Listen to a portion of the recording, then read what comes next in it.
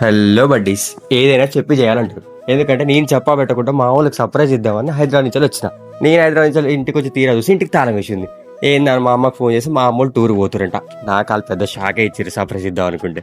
ఇంకా సరే అని చెప్పిన అమ్మ ఇట్లా ఇంటికి వచ్చినాను. మా అమ్మ సొక్క తిట్టింది, నువ్వు మంచిగా కావరా చెప్పొస్తాను అయిందా అని. ఇంకా సరే ఏడు దాకా వేరంటే నగరకల్ దాకా పోయినావు అన్నది. అట్లని ఇక నా కోసం ఆగిరు. ఇక నగరకల్ లాగితే నేను మా ఫ్రెండ్ని తీసుకొని నగరకల్ దాకా పోయినా. ఇక ఆడికి పోయినాక ఇక మా వాళ్ళు ఖుషి ఖుషి అవుతారు ఎట్నో అట్టు వచ్చినా అని. ఇక పోత ఒక ప్లేస్ కాడ ఆగి ఇంత టిఫిన్ చేసి ఇంత చాయ్ కూడా తాగి మళ్ళీ జర్నీ స్టార్ట్ చేసాం. అందరు వీడియోలలో అడుగుతారు మీ డాడీ అని. అందుకే పోయినా మా డాడీ అంటున్నా హాయ్ చెప్పి డాడీ అని. ఇక ఇవ మీ అందరికి తెలుసు మా క్యూట్ టిటిల్ ప్రిన్సెస్ మా అమ్మ.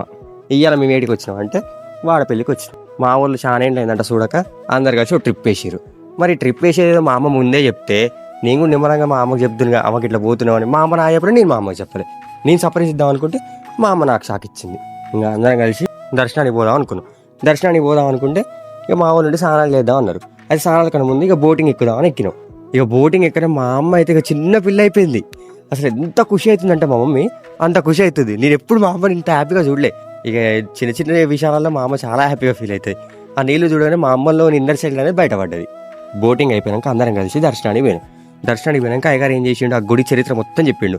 ఇంకా చరిత్ర నాకు అంత గుర్తుకు లేదు.